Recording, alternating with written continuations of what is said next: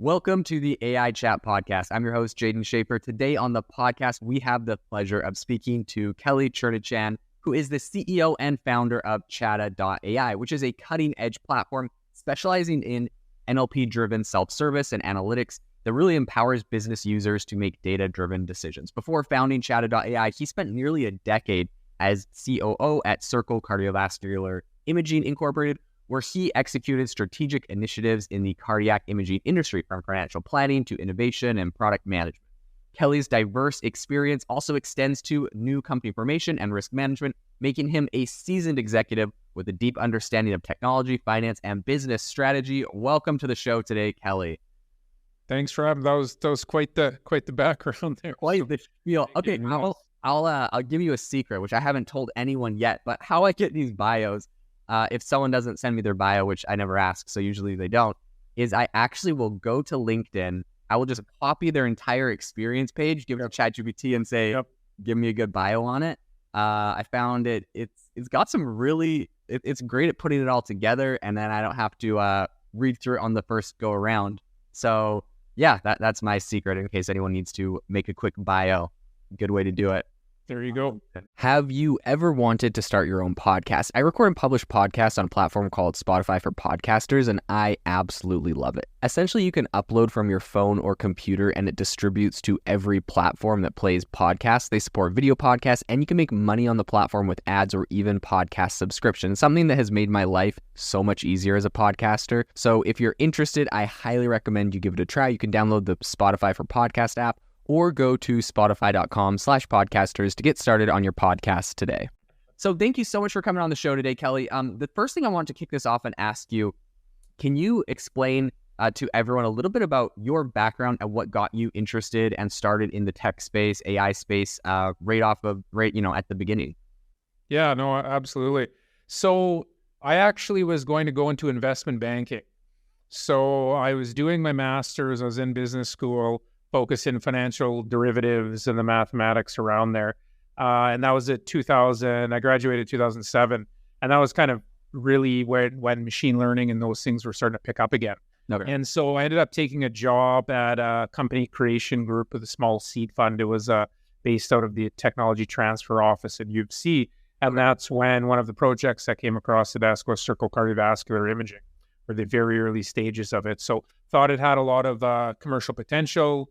The market was still very niche, but sometimes you want to be the big fish in the small pond, knowing that pond's going to get bigger, and jumped into things from there, started building the background more around, understanding machine learning, how it works practically in the real world, both opportunities and challenges. And, as a founding group, we saw where we needed to go. Okay. We knew that technology had to be built to get there, and we just all aligned on that whole piece. And we were actually one of the early adopters of convolutional neural nets. Wow. I think maybe if you look in the history books, we might have been one of the first medical imaging companies to actually use that for image segmentation and quantification as well. So yeah, that's kind of the background. The mathematics from the finance side gave, I'll say, the mathematics background to be able to, understand how neural networks work and understand a lot of those different pieces. So it's an easy transition. And then you just have to learn software. Not that I code on a day-to-day basis at all, but at least I can hold a conversation with the engineers. Very cool, very cool. So talk to us a little bit about, you had this experience where you were working at that company. What made you decide to kind of jump on this opportunity with Chata.ai? What made you kind of inspired to start this company? Yeah, no, I'll tell you the exact date. So we had just done a deal with a very large device imaging scanner device manufacturer.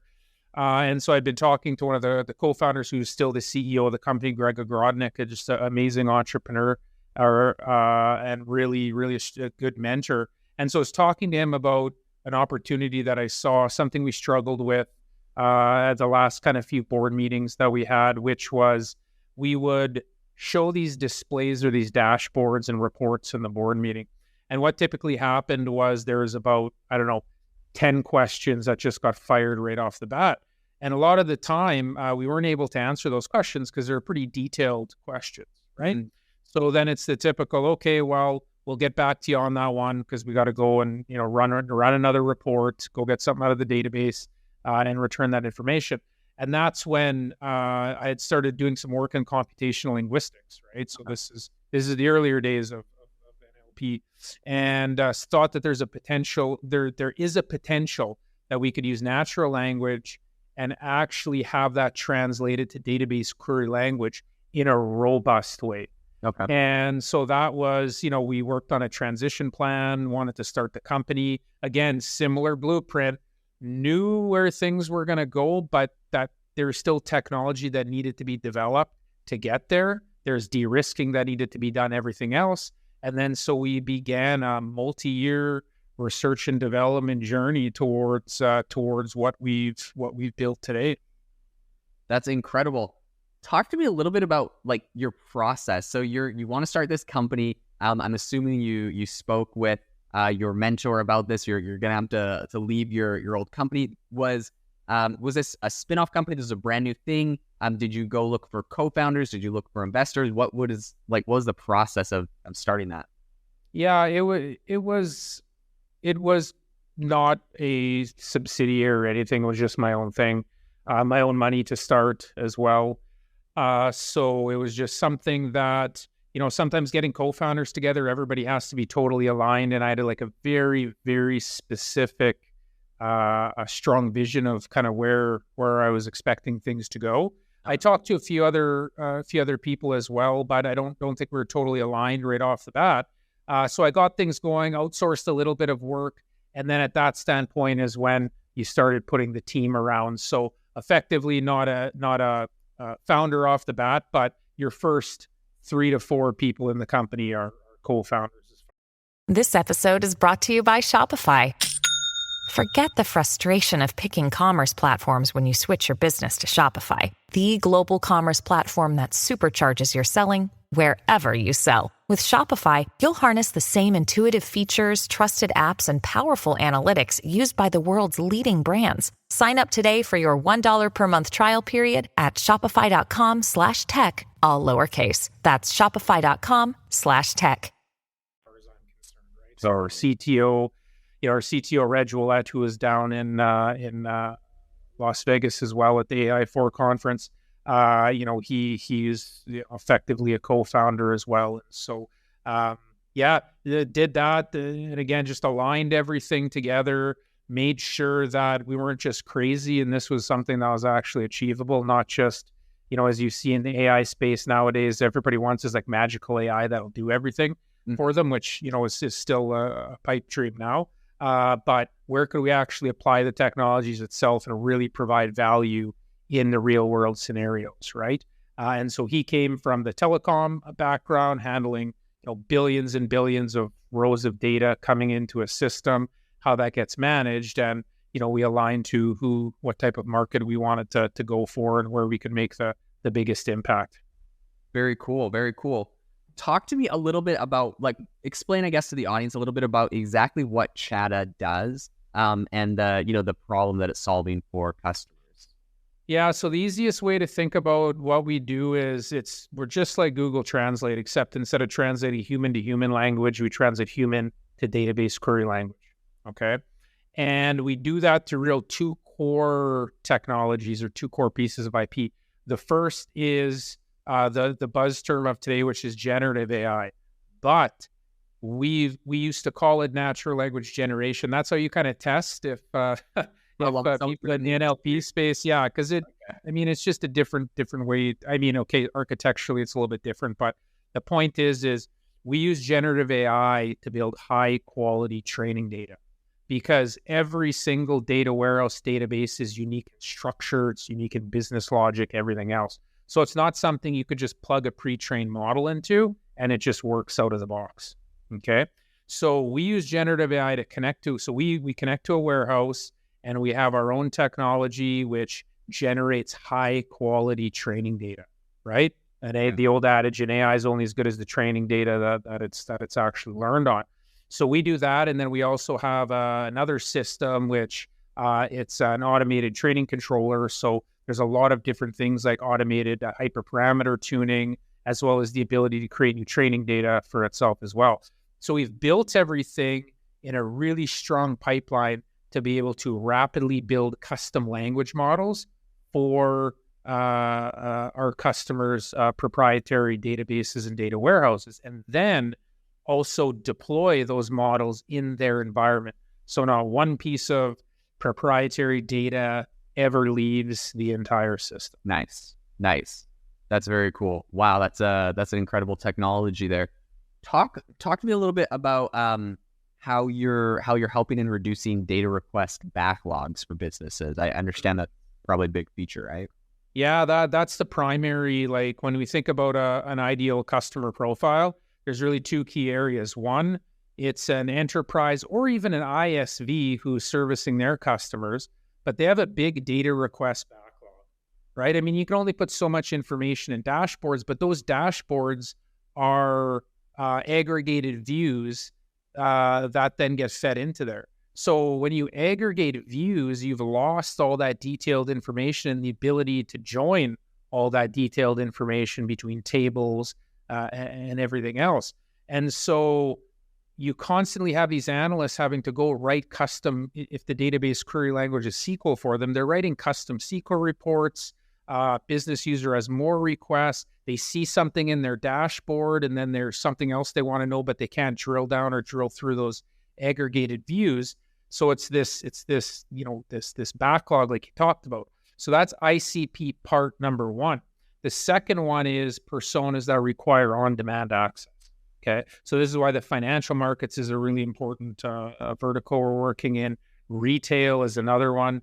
You can't wait 2 weeks for information and get back. And in certain cases, it's 2 months with a lot of enterprises for custom reports. You need to make decisions quicker, right? Now, on that backlog side, that's the data analyst backlog. What we've found and what the research has shown is there's the shadow backlog. We call it the shadow backlog, which is an order of magnitude more questions than non-technical business users have. They never end up asking because it's going to, the data analysts are way too busy. It's going to take too long for them to get the data back. They just stop asking, right? I mean, it's human nature. You and I probably do it all the time. And so that shadow backlog, when we talk about tightening economic conditions and everything else, that is where you drive the ROI from the data warehouse and digital transformation investments that these enterprises have actually made. And so that, from a positioning standpoint, is where we go. And then between you and me, the analysts I guess there's probably some analysts listening as well, but they will resonate with the fact that there's nothing more boring than writing basic, SQL statements to grab very simple reports for business people. You want to be working on advanced analysis. And in certain organizations, the data analysts are also in the machine learning, doing machine learning projects. That's the stuff that adds ultimate value. So we're kind of there to clean up all that. Okay, you have data requests. We'll handle the data requests at volume. The really complex analytics stuff, that's what the data teams do. They love it. We're aligned from there and move forward with this. TIAA is on a mission. Why? Because 54% of Black Americans don't have enough savings to retire. So in collaboration with big-name artists like Wyclef Jean, TIAA released Paper Right, new music inspiring a new financial future. With 100% of streaming sales going to a nonprofit that teaches students how to invest. Stream Paper Right now and help close the gap. Very cool. Yeah, that makes a lot of sense. And you mentioned those analysts there. So I believe like your solution, it's really designed for non-technical business users, but also it sounds like analysts really love it. So what features have kind of made it appeal to both of those demographics? Well, the main features, there's a lot of data analysts out there who aren't incredibly proficient with database query language building. So in that case, we can help from there. But the system is an API first. Like the system is more of a developer platform than anything else. Okay, right? Like it can be embedded anywhere, everything else. So there's things like Microsoft Excel plugins and all those. So data analysts who have models built within Microsoft Excel, and there's a lot of them, right? Their pain point is they just can't get the source data into their Excel file. So the plugin allows them to query the warehouse which then brings the data directly into Excel, and all they have to do is highlight the cells they want for their predictive model from there. Primarily, though, it is the non-technical user who they're basically just stuck. But the analysts like it because, again, it takes that basic reporting backlog off of their desks, right? And when you think about an organization who says, look, we have to do this faster, we have to get information to our non-technical decision makers faster, the only way to solve that problem without kind of solutions like we work on is to hire more people, right? And that's the only way to do it, right? So we're not there to say, hey, now you don't need all these people. We're there to say, to eliminate this backlog, you don't have to bring on a bunch more headcount for something that technology is actually solved. Yes, that makes a lot of sense. And I can see some serious benefit to businesses from that. So I've noticed you have mentioned that you've done some partnerships. You've done partnerships with some big names, Microsoft, Snowflake, a handful of others. Talk to me a little bit about how you initiated those conversations with those companies, what those partnerships look like today, and maybe how those are helping you and your customers. Yeah, so partnering with Snowflake is more of a new thing, but they're a really good, have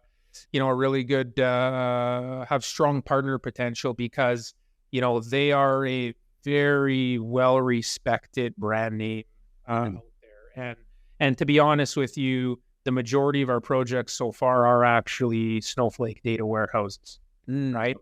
There's some you're seeing a big increase in Databricks as well. Yeah, but a lot of them are really around Snowflake, where they can take their SAP data and their Salesforce data and put it together in Snowflake, and now you have the warehouse that has all that information that you can query from there. Microsoft's is very much a commercial partnership, which is you have these big consumption amounts that organizations pay for.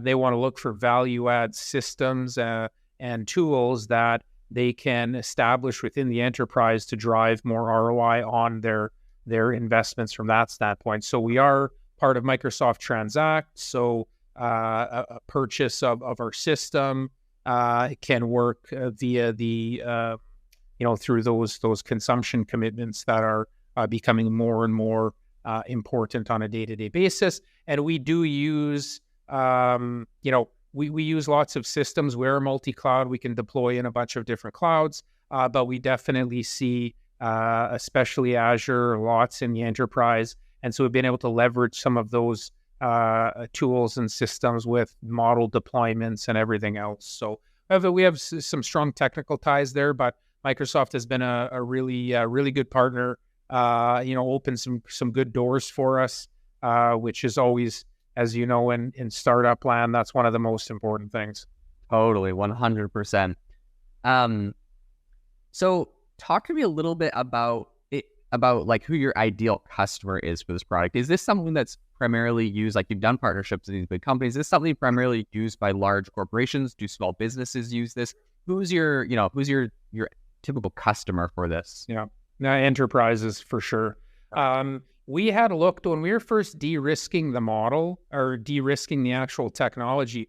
We pre-trained some models for the QuickBooks data warehouse and the Xero data warehouse, and actually Stripe as well. All right, because they published their object model, everything else. And as part of that, to get the most possible users and the most possible queries through the system, you deploy that, right? So we created an app, put an app around it, and deployed it from there. The system did extremely well, but the distribution channels and getting that out to the small businesses, it normally goes through resellers at the end of the day. And so the I wouldn't say the product market fit, but I would say the market distribution fit was not super strong. But that was never where we were intending to go. We're always intended to go to the enterprise, right, as a key validation step, and then also be able to deploy the entire system out so that do-it-yourself people could actually use our technology to build their own proprietary language models internally within the system. So we started that way, but we absolutely target enterprises with those two factors I was mentioning before, with data analyst backlog and the need for on-demand data access. And right now we're in the nice spot that we're getting so much inbound demand on this, which is, I think when we were talking at the AI4 booth, you saw there's a bunch of other kind of people even came by as well. And that's because of the advent of ChatGPT, and now even some of the way people are finding us on searches is via that as well, because we don't do all of the things that these autoregressive LLMs, these pre-trained ones, do. We have a very specific area, which is database query generation, which those systems actually don't do very well, and it's highly risky to do that, right? So we formed a nice little area in there. And so in the enterprise, as you know, ChatGPT and these other big LLMs, they're being adopted. They're adding tons of value, all those other pieces. So we're driving as part of that wave, and we are getting lots of inbound because of that. That's very cool. Buzz that's being created. That's amazing. And I think it's really interesting too. Like, you obviously are not brand new in this space. You've been looking at the space for a long time, working at the space at a long time. For you, what do you think, like, one of the biggest differentiators between, Chata is versus maybe some of these new players that are trying to come into the space today? Where do you see, the most value and differentiation? Yeah. So a lot of the new, like a lot of the new entrants trying to use the LLMs, they're actually not doing anything different than the business intelligence tools have done for the last year and a half, 2 years. All right. So there's like Tableau Ask Data, Sisense as a system, a few of the other ones. But when you look into the docs, they have the language model, or they have the interface based on that view, right? Which typically is limited to the number of columns, maybe 15 to 20 columns. Power BI is the same thing. So those new systems coming in, what they do with the LLMs is they create a view and then prompt the LLM with a view. Okay. So you don't have to worry about joins. Complex subqueries aren't there. There's a whole bunch of things that just aren't supported, which, like you said, we've been doing this for a long time. There's a lot of real difficult practical things when you're building database queries. But the biggest challenge is when you're using we use generative AI on the training data side of things. If you use it on the inference side of things, you need to be absolutely consistent every time, because you have a bad join in a database query and you can bring that entire system down, right? So we all know, because we've all worked with these things and work with the big LLMs on a day-to-day basis, they don't need to be 100% perfect, nor are they. We just need to get 95% of the way there. We can take that stuff, copy, paste, change it however we see fit, right? And then we go from there. But generating database queries is very different. You need to have the system designed and trained for that particular structure. So even a simple question like, change in monthly sales for product XYZ in region XYZ during campaign XYZ.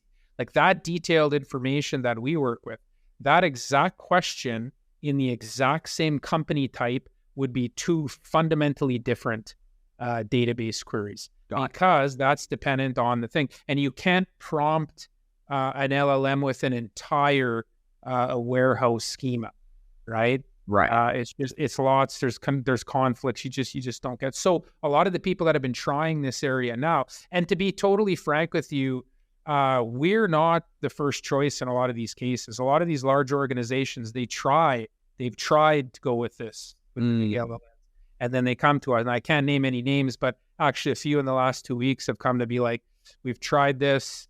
It just doesn't work. It's not consistent.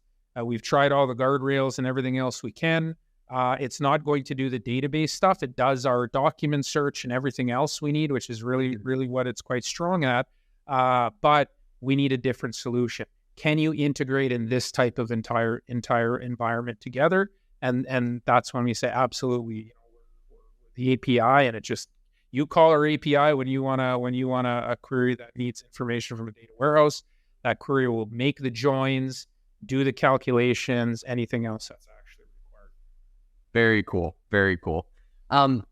So I can see some massive value that this is obviously adding, but I'm super curious, you've been at this for a while, but because there's this whole new kind of wave of hype and interest, and a lot of companies, as you say, are kind of reaching out to you now. What's kind of new, or what's next on the horizon for Chata.ai? Are there any upcoming features or improvements that you guys are looking at that you can share with us? Yeah, I mean, we're always trying to improve. So I'll give you a new technology that we're just rolling out now. Okay. So we can, in the past, we were able to train a custom language model in about, depending upon the size of the warehouse, in about 48 hours. Wow. That's kind of what the training would actually take. Okay. So that's what it takes from there. Now, and then you iterate on the model because people want to add new columns or new tables or anything like this. That's the way. So the thing's set up for iteration for sure. So that 48 hours now with this new rollout, we've actually dropped that to 1 hour. Wow. So we can have a language model trained in 1 hour. The thing nobody talks about in the space is how expensive it is to have large language models to actually run, let alone train them. Yeah. Right? So now all of a sudden a team can iterate on models and they got to wait 1 hour for it to actually train to be able to use right away again. Okay. So I can't go too much deep into the technology, but it's about, instead of using a sledgehammer to hit every single nail in, right? You can have specialty hammers that can work together to still get the job done, right? As long as they can work together, right? Yeah. So and you pointed out before, we've been working on this a long time. We've gone through lots of different iterations, tried lots of different things. The last system we had has been working incredibly well.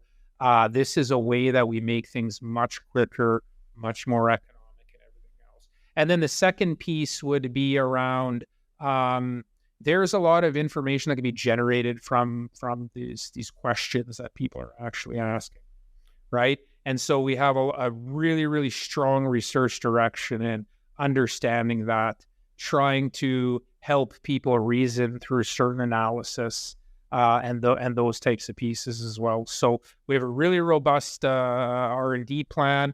Our kind of core system now is now is the time. So now we've hit the market. 3 years ago, we're early to market. People weren't ready for something like this, but again, because of our friends at OpenAI and Microsoft and now everybody else, they're pushing the conversational, because the chatbots kind of wrecked it for everybody. Right. Everyone is like, conversationally, I don't want to touch out of the 10-foot pole. And so now the augmented, this stuff actually works. And so now things are pushing forward, but there's a very bright future in that area. Without a doubt, for sure. And that's the reason why, we're raising a 10 million US round, because we have this pipeline to execute on, which is absolutely amazing. Very, very good brands, but we have to keep that R&D engine pumping, because we got a lot of good, really strong ideas that we were ahead in a lot of areas, right? So when GPT-4 came out, everybody's like, oh, that's not one model. That's actually a bunch of different models that are kind of working together. That's exactly the architecture. Yeah. Right? Now, don't get me wrong. I'm not saying that like ours is that massive and can do all the things there. But for our little corner of the earth in the natural language to database query language, that's the philosophy that we took. And our team's very brilliant. They're very strong, and they come up with a lot of really interesting ideas. And as a startup, we can execute quite quick on those ideas for sure. That's very cool. And one thing I do want to highlight that you said there, because I think it's really interesting. I know you can't go in too much into the tech, but you mentioned not using a sledgehammer to do something, but kind of smaller, more accurate hammers.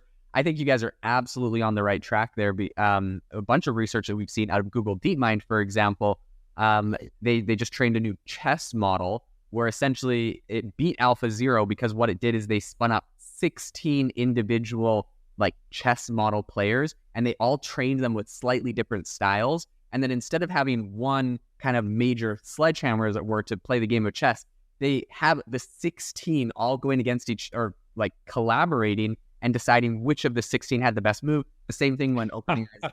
That's exactly it. Yeah. It's the ability that these different models can pass information back and forth. You're exactly correct. That is really cool. And in addition, when OpenAI's GPT-4 model weights were leaked, it was found that they have 16 experts within GPT-4, that when you have your queries, it collaborates with all of that. So I think 100% you guys are on the right direction. I'm super excited about your $10 million round. I think you guys are, the companies that I see successful right now, raising successfully and really killing it in this industry are companies like yourself that have been in this for a long time. It's maybe not the newest thing, but it's something that has a really solid tech background. And now you're taking this to the next level. You have the perfect position to be a really powerful launch pad, pushing forward your technology. And the tech's already there. Now it's time to take it to the next level.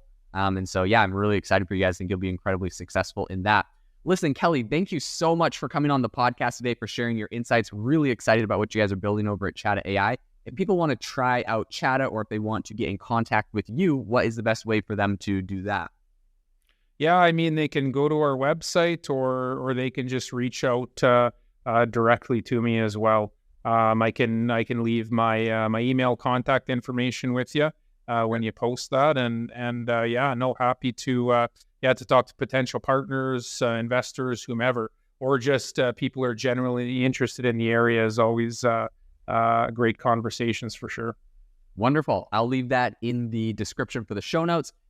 So to the listeners, thank you so much for tuning into the AI Chat podcast. Make sure to rate us wherever you listen to your podcasts, and have a wonderful rest of your day.